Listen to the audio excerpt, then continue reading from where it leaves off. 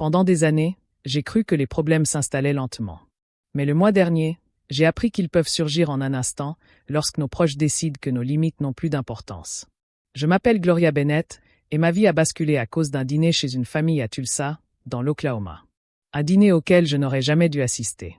À peine assise, la conversation a basculé d'un ton poli à un ton si agressif que j'en ai eu la gorge serrée. Tout a commencé lorsque mon père s'est penché en avant, a haussé le ton et a dit « Arrête d'être égoïste. C'est gratuit. » Son ton était empreint d'une certitude calculée, comme s'il l'avait répété bien avant mon arrivée. Avant même que je puisse comprendre ce qu'il voulait dire, mon frère l'a interrompu sans hésiter. « Je m'installe demain. » La façon dont il l'a dit laissait entendre que ma vie lui était déjà acquise. Je me souviens les avoir regardés et avoir compris qu'il s'attendait à ce que je capitule sur le champ, à table. Il voulait de l'obéissance, pas une discussion. Il pensait que j'allais céder comme quand j'étais plus jeune. Il pensait pouvoir prendre tout ce qu'il voulait, simplement parce que cela les arrangeait. Mais je n'ai rien dit. Le silence était mon seul atout à ce moment-là. Je suis restée assise là, pleinement consciente qu'il n'avait aucune idée de ce que j'avais déjà déclenché. Ils pensaient prendre une décision définitive, mais ils entamaient en réalité le premier chapitre d'une leçon qu'ils n'oublieraient jamais. Avant d'aller plus loin, si vous avez déjà vécu un moment où votre famille a franchi toutes vos limites, abonnez-vous et partagez votre expérience, car ce qui s'est passé après ce dîner a bouleversé ma vie. En grandissant, j'ai appris très tôt que les apparences d'une famille peuvent être trompeuses.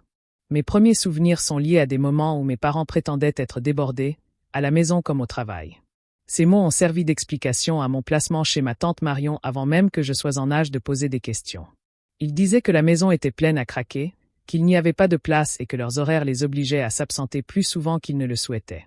À l'époque, cela me paraissait logique, car je n'avais rien d'autre à quoi comparer.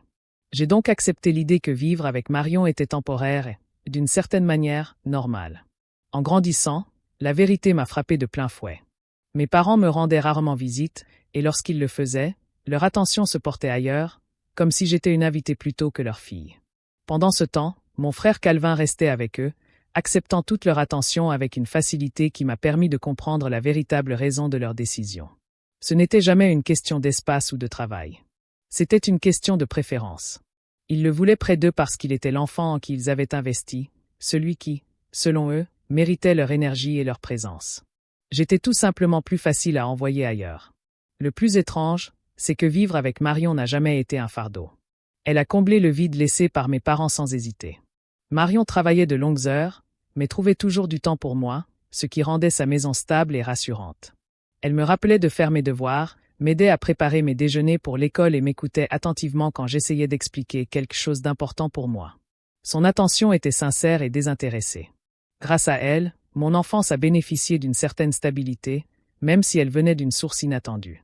Je me souviens avoir constaté à quel point ma vie était différente de celle de Calvin, même si je la vivais surtout de loin. Il prenait des cours particuliers, voyageait avec mes parents en vacances et semblait toujours avoir une nouveauté à son retour. Je voyais parfois des photos affichées sur le réfrigérateur lorsqu'il venait rendre visite à Marion, et il est devenu évident que son monde existait parallèlement au mien, sans toutefois s'y confondre. Malgré ce déséquilibre, j'ai appris à m'adapter. J'ai évité de me demander pourquoi ils avaient choisi de nous élever différemment, car je savais que la réponse ne changerait rien.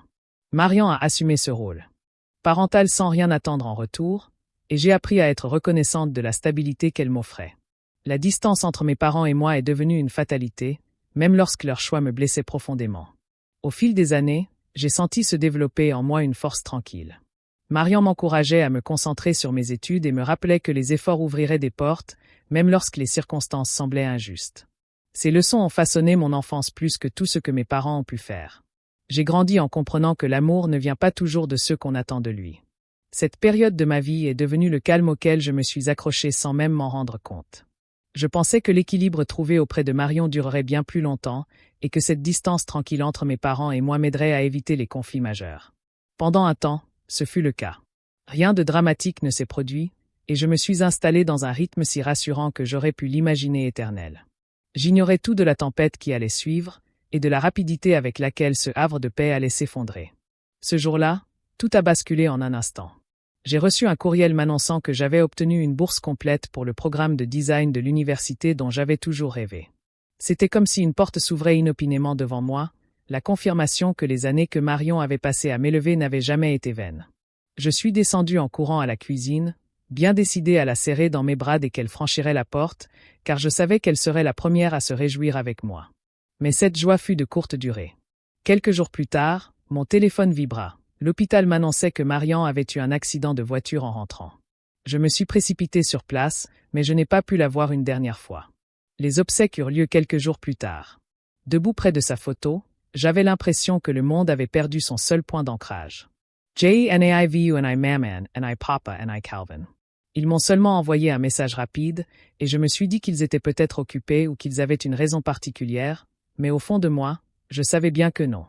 Juste après les obsèques, alors que je faisais le ménage, maman a appelé pour dire qu'il voulait venir dîner en famille. Sa voix était étrangement douce, mais leur arrivée a rendu la paisible maison de Marian étouffante dès qu'ils ont franchi le seuil. J'ai essayé de rester poli, mais après quelques échanges, la tension est montée. Maman jeta un coup d'œil autour d'elle, son regard s'attardant sur le salon, l'endroit où Marion s'asseyait tous les soirs pour tricoter. Puis elle suggéra « Cette maison, elle est si spacieuse et bien plus adaptée à une famille. » Ces mots étaient doux, mais l'intention qui s'y cachait me serra les poings sans que je m'en rende compte. Le dîner s'éternisa, pesant et interminable, jusqu'à ce que papa pose sa cuillère et se penche en avant avec la sévérité dont je me souvenais de mon enfance. Il ne tournait pas autour du pot comme maman. Il me regarda droit dans les yeux et dit d'une voix forte « Arrête d'être égoïste. C'est une maison gratuite. » Sa voix déchira le silence déjà pesant de la cuisine. Je n'avais même pas encore assimilé ces paroles que Calvin fit irruption avec une aisance qui me stupéfia. Il annonça « J'emménage dès demain. » Sa façon de prononcer chaque mot donnait l'impression que ma maison lui avait été attribuée bien avant que je ne sois mise au courant, comme si mon avis n'avait aucune importance. Personne ne me demanda ce que je ressentais. Personne ne fit mention du fait que je venais de perdre la seule personne qui se souciait vraiment de moi. Ils restèrent assis là, discutant de l'avenir de la maison comme si j'étais invisible. Je sentais clairement qu'ils voulaient me voir m'effondrer, abandonné comme je le faisais quand ils contrôlaient tout dans mon enfance. Je ne répondis pas. Je gardai le silence, laissant leurs paroles résonner en moi comme des pierres. Pourtant, derrière ce silence, un plan se tramait. Je ne leur dis pas que je comprenais parfaitement leurs intentions. Et je ne leur dis pas qu'ils venaient de commettre la plus grosse erreur de leur vie. Je les regardais tous les trois, consciente qu'ils ignoraient que je n'étais plus l'enfant qu'ils pouvaient manipuler. Ils croyaient porter un jugement définitif sur ma vie. Mais en réalité, ce n'était que le début d'une nouvelle leçon. Quelques jours plus tard, je commençais à chercher des réponses. La maison me semblait plus lourde après le dîner, comme si chaque pièce portait l'écho de ce que papa et Calvin estimaient être leurs droits. Je descendis le couloir et ouvris le tiroir où tante Marion rangeait ses papiers importants. Je m'attendais à trouver les formulaires d'assurance de Bill et de vieilles lettres. Ce à quoi je ne m'attendais pas, c'était une enveloppe brune scellée de sa main, contenant l'acte de propriété. Je l'ai déplié lentement, suivant les lignes imprimées jusqu'à ce que mon regard s'arrête sur un détail qui a éclairci tous mes doutes. Mon nom complet y figurait comme unique propriétaire. Je me suis assise à la table de la salle à manger et j'ai relu l'acte de propriété, cherchant le moindre détail qui pourrait compliquer les choses. Chaque page confirmait la même vérité. Marian m'avait transféré la propriété des années auparavant sans rien dire à personne. Elle avait sécurisé les documents, les avait dûment enregistrés et n'avait laissé aucune ambiguïté. J'ai pris une profonde inspiration et j'ai compris que la colère manifestée par mes parents au dîner n'était pas due au chagrin. Elle provenait de la conviction que la maison leur reviendrait facilement. Savoir que les documents étaient légalement scellés m'a donné la confiance nécessaire pour passer à l'étape suivante. Le lendemain matin, j'ai appelé le cabinet d'un avocat recommandé par un collègue. À mon arrivée, la femme qui m'a accueilli s'est présentée comme mon avocate, Naomi Pierce. Elle dégageait une sérénité qui contrastait avec l'angoisse qui me rongeait depuis les funérailles. Je lui tendis l'acte de propriété et lui expliquai la situation sans détour, en insistant sur les exigences de papa et les explications de Calvin. Naomi parcourut attentivement les pages avant de lever les yeux. Légalement, la propriété est à vous, Gloria. Son ton ne laissait place à aucun doute. Elle expliqua comment le transfert avait été effectué, la minutie des préparatifs de Marian et l'improbabilité que ma famille puisse le contester. Chaque mot dissipa la peur que mes parents avaient tenté d'instiller en moi. Nous passâmes en revue différents scénarios, y compris la possibilité que maman, papa ou Calvin tentent de s'installer sans permission. Naomi me conseilla de formaliser ma position de propriétaire au plus vite. Lorsqu'elle me demanda si je comptais garder la maison ou la vendre, la réponse me vint avant même que je puisse la formuler. La garder donnerait un but à ma famille.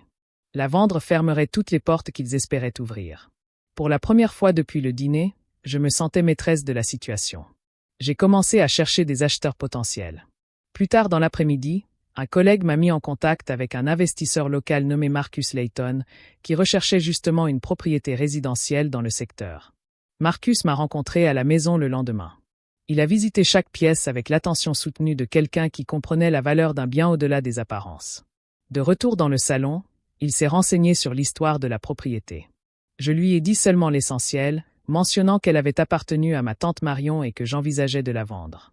Marcus a acquiescé d'un signe de tête avant d'exprimer clairement son intérêt. Nous nous sommes entretenus avec Naomi le lendemain pour discuter des conditions. Les négociations se sont déroulées sans accroc, à ma grande surprise. Marcus voulait la maison. Naomi s'est assurée que tout soit bien structuré, et j'ai ressenti un soulagement immense à l'idée de tourner la page. Nous avons examiné les délais, les conditions et les responsabilités de chacun. Tout au long de ces discussions, je suis resté concentré sur ce que symbolisait cette vente. Il ne s'agissait pas seulement de la propriété. Il s'agissait de reconquérir l'autonomie dont ma famille essayait de les priver. Une fois la réunion terminée, les détails les plus importants étaient réglés. Marcus finaliserait l'achat une fois les formalités administratives terminées. Je quittais le bureau de Naomi avec le premier véritable soulagement que j'avais ressenti depuis des semaines. L'idée que maman, papa et Calvin aient cru pouvoir simplement s'approprier la maison me semblait désormais bien lointaine. Ils étaient loin de se douter que la procédure qu'ils pensaient simple leur avait déjà échappé. En rentrant chez moi ce soir-là, je réalisais qu'une sécurité tranquille avait remplacé la peur qui me suivait dans le couloir. Le plan était en marche. Les documents étaient en sécurité et, pour la première fois depuis la disparition de Marian, je sentais le sol sous mes pieds. Le lendemain matin, un grand coup à la porte me tira du sommeil. J'avais à peine dormi après le tumulte du dîner. Pourtant, le bruit me fit bondir du lit, et chaque pas me pesait. En ouvrant la porte, la scène qui s'offrit à moi me fit comprendre que la limite que ma famille avait franchie la veille n'était rien comparée à ce qu'elle était prête à faire ensuite. Calvin se tenait sur le perron, son chariot débordant de cartons si haut qu'il menaçait de basculer à chaque mouvement. Il ne me salua pas, ni même ne fit mine de remarquer mon intrusion. Il me dépassa d'un pas assuré, comme s'il se sentait chez lui. Il poussa le chariot à l'intérieur, comme s'il y vivait depuis toujours, et je le regardai déambuler dans la maison de Marian sans la moindre hésitation. Son regard erra dans le couloir, s'arrêtant juste le temps de choisir les pièces qu'il jugeait dignes d'être considérées comme siennes.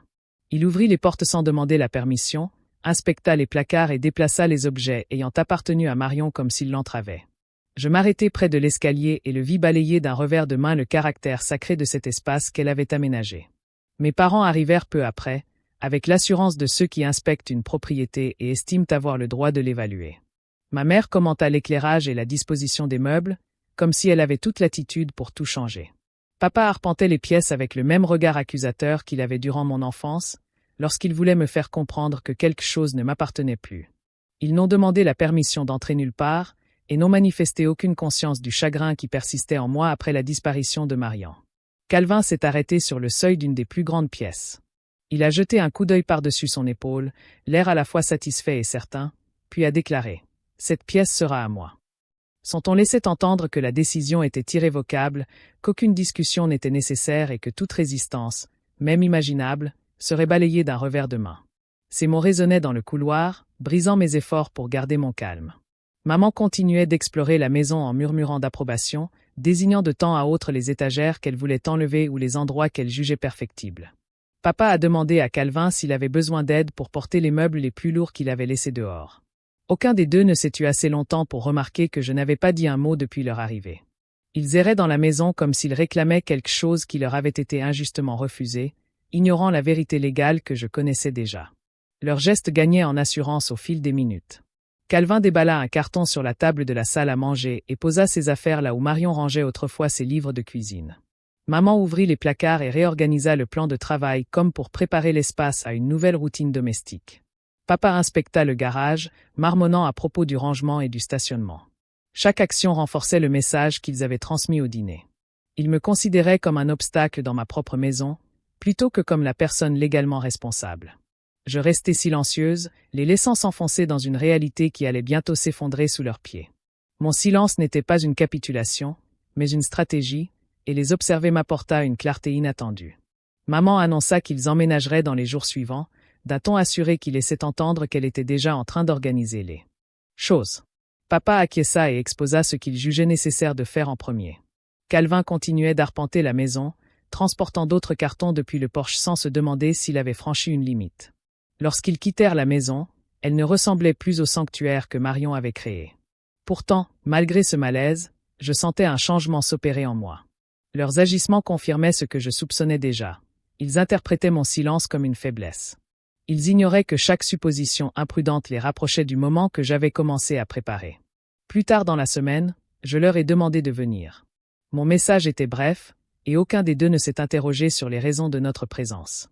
Ils supposaient que nous reprendrions la conversation. Ils pensaient avoir franchi une dernière étape avant de s'emparer d'une maison qui ne leur appartenait pas. À leur arrivée, leur démarche dans l'escalier trahissait leur assurance. Calvin portait un dossier sous le bras, comme s'il allait présenter un plan.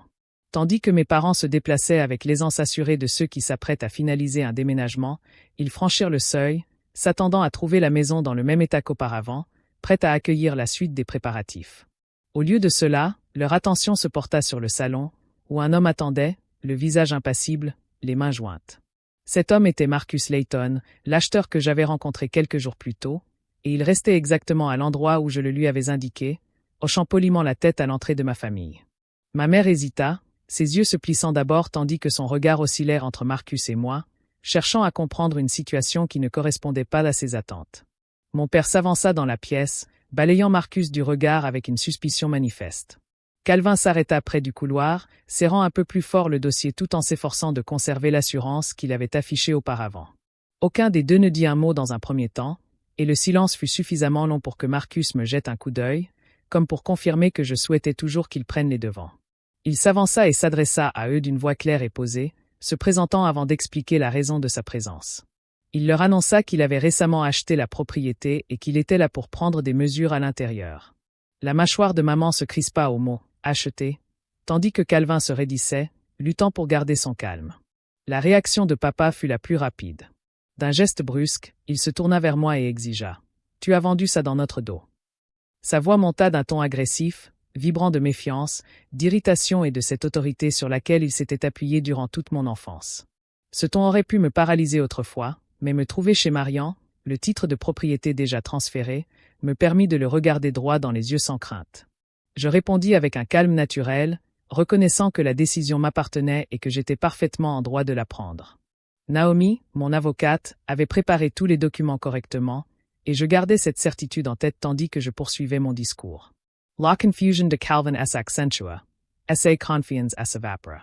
Il demanda à Marcus si la vente était vraiment conclue et reçut un hochement de tête sec qui confirma que tous les espoirs de ma famille étaient vains. Maman se rapprocha de moi, tentant de présenter la situation comme un malentendu, insistant sur le fait que j'avais agi impulsivement et que j'aurais dû les consulter avant de prendre une décision définitive. Elle rejeta la faute sur ma décision plutôt que sur leur intrusion, ignorant le fait qu'ils avaient prévu d'emménager dans une maison qui ne leur avait jamais appartenu. Marcus intervint alors, me tendant le dossier contenant les documents signés et l'acte de propriété. D'une voix neutre, il expliqua que la transaction était conforme à la loi et qu'il était désormais pleinement propriétaire. Le visage de papa se durcit tandis qu'il lisait les documents et comprenait qu'il n'y avait aucune faille à exploiter. Calvin fixait le sol, abasourdi par la réalisation que la chambre qu'il s'était appropriée appartenait maintenant à un inconnu. Maman chercha sur mon visage une explication acceptable. Mais je ne pus offrir à personne d'autre que la vérité qu'ils avaient ignorée pendant des années. J'étais maîtresse de ma vie, et ils n'avaient plus l'autorité qu'ils croyaient encore détenir. Lorsque Marcus leur demanda s'ils avaient besoin de plus de temps pour examiner les documents, le silence qui s'installa dans la pièce laissa clairement entendre qu'ils avaient enfin compris que toutes leurs suppositions s'étaient effondrées. Leur plan avait échoué dès l'instant où ils avaient franchi le seuil et rencontré l'homme qui possédait désormais ce qu'ils tentaient de leur prendre. Dans les semaines qui suivirent, la situation s'envenima. La conversation qui avait eu lieu dans mon salon n'avait rien arrangé pour mes parents, et leur réaction, empreinte d'une telle intensité, révélait leur refus d'accepter un dénouement qui ne dépendait pas d'eux. J'appris par un voisin qu'ils avaient consulté un avocat presque aussitôt, et cette nouvelle s'imposa à moi avant même que je ne reçoive la mise en demeure. Lorsque la lettre arriva, les accusations portées contre moi étaient empreintes d'une justification familière, déguisée dans un langage visant à me dépeindre comme une héritière irresponsable ayant agi avec une indifférence téméraire aux intérêts de la famille. Je lus la plainte 2 fois avant de la transmettre à Naomi, qui organisa une réunion à son bureau pour définir les prochaines étapes. La confiance qui émanait de sa voix me rassura tandis qu'elle organisait les documents que j'avais avec moi. Elle expliqua que les allégations étaient dénuées de fondement et qu'elles ne pouvaient être retenues devant un tribunal. Elle prépara une réponse détaillée qui abordait chaque argument avec clarté. Son professionnalisme contrastait fortement avec les tentatives chaotiques de mes parents pour se présenter comme victimes d'une mutation injuste. Leurs allégations ne correspondaient en rien à l'acte de propriété. Aucune interprétation ne pouvait remettre en cause ce qui avait déjà été approuvé. Calvin envenima la situation par un comportement qui reflétait ses frustrations passées. Il se présenta à ma porte à 2 reprises, cherchant à me confronter au sujet de la vente, alors même que l'affaire ne le concernait plus. Ses agissements furent signalés par des voisins témoins des troubles, et ses plaintes finirent par figurer au dossier du tribunal. Naomi les y joignit soigneusement pour démontrer le harcèlement dont ils avaient été victimes après leur tentative infructueuse d'emménager. Lorsque le jour de l'audience arriva enfin, l'atmosphère dans la salle d'audience était plus froide que je ne l'avais imaginé. Mes parents étaient assis au premier rang avec leur avocat, qui évitait mon regard tout en épluchant des documents contenant probablement des arguments déjà contredits par les preuves préparées par Naomi. Calvin, assis derrière eux, se tortillait mal à l'aise sur sa chaise tandis que le juge examinait les pièces du dossier. La tension monta d'un cran lorsque le juge commença à interroger l'avocat adverse sur le fondement de ses prétentions. Chaque question mettait en lumière les incohérences que Naomi avait anticipées, et je voyais l'avocat peiner à défendre des positions dépourvues de tout fondement juridique. Naomi s'exprima avec un calme et une précision remarquables lorsque le juge invita les parties à répondre. Elle exposa la légitimité de la procédure, le calendrier du transfert et l'absence de coercition ou de faute. Sa voix restait assurée lorsqu'elle évoqua les rapports de voisinage qui documentaient les tentatives d'intimidation de Calvin à mon égard, et le juge l'écouta attentivement détailler comment les accusations portées contre moi étaient fabriquées de toutes pièces, sans la moindre preuve. L'atmosphère changea à mesure que ces déclarations s'enchaînaient pour former un récit qui réfutait tous les arguments sur lesquels mes parents espéraient obtenir gain de cause. Le juge se renversa en arrière, marqua une pause, puis prononça la seule sentence qui comptait. La plainte fut rejetée. Ces mots résonnèrent dans la salle, porteurs d'une fatalité incontestable. Les épaules de sa mère s'affaissèrent, tandis que les mains de son père se crispèrent sur le bord de la table. Calvin fixait le vide, incapable de réaliser que tous leurs efforts pour le procès étaient réduits à néant par une simple décision. Le tribunal les condamna à payer les frais de justice, et les conséquences dépassèrent largement le simple fardeau financier. La nouvelle du procès se répandit comme une traînée de poudre dans la communauté, et le verdict révéla jusqu'où ils étaient allés pour s'emparer de quelque chose qui ne leur avait jamais été promis. Leur réputation fut entachée par le poids de leurs actes, et pour la première fois depuis des années, ils en subirent entièrement les conséquences. Des mois plus tard, le calme revint enfin. Le tourbillon des audiences, des formalités administratives et du tumulte médiatique s'était suffisamment apaisé pour que les conséquences se fassent pleinement sentir, et les répercussions se précisaient de semaine en semaine. Mes parents ont fini par vendre leur maison pour couvrir les frais accumulés par le procès, qui continuait de s'augmenter bien après le verdict. Après la vente, ils ont quitté discrètement l'Oklahoma pour une ville à plusieurs heures de route, où leur nom pesait moins. Leur départ s'est fait sans la moindre tentative de réparer les dégâts, et le silence qu'ils ont imposé a marqué la fin de leur existence, bien avant que je ne songe à franchir la mienne. Calvin a lui aussi connu sa propre descente aux enfers, sous le feu des projecteurs. Son employeur a examiné les documents relatifs à son coup de sang, et il a été licencié peu après. Pendant des mois, il a enchaîné les petits boulots pour tenter de payer les factures accumulées durant cette période chaotique. La frustration qui avait jadis nourri sa confiance s'est dissipée, et la distance entre nous s'est creusée, impossible à combler par la parole. J'ai observé, impuissante, les conséquences de leurs décisions se retourner contre eux avec une force inattendue, et le silence qui a suivi a marqué la fin d'une dynamique qui avait trop longtemps contrôlé ma vie. Mes journées ont retrouvé un rythme plus stable lorsque j'ai intégré l'université. Le campus m'offrait la structure dont j'avais tant besoin, et le travail me rappelait l'importance que les études avaient toujours eue pour moi.